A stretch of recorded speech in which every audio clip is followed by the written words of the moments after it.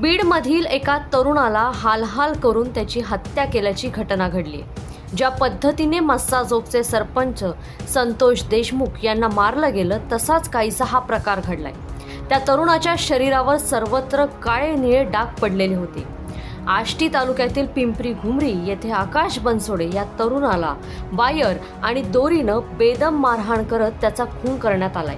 या प्रकरणात भाऊसाहेब क्षीरसागर यांच्यासह 10 जणांच्या विरोधात पोलीस ठाण्यात गुन्हा दाखल करण्यात आलाय.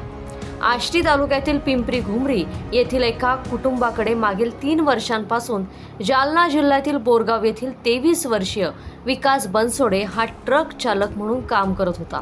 पण काहीच महिन्यांपूर्वी त्याला कामावरून काढलेलं होतं. बनसोडे हा पिंपरी या गावात मित्रांसह 2च दिवसांपूर्वी आलेला. मित्र पळून गेला आणि मालकाने विकासला पकडून डांबून ठेवत बेदम मारहाण केली आणि याच मारहाणीत त्याचा शनिवारी रात्री दुर्दैवी मृत्यू झालाय. या प्रकरणात भाऊसाहेब क्षीरसागर याला पोलिसांनी अटक केली असून उर्वरित आरोपींचा शोध सुरू आहे.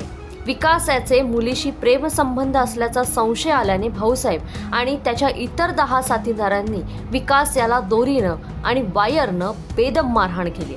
त्याला 2 दिवस डांबून ठेवून चटकेही दिले गेलेत.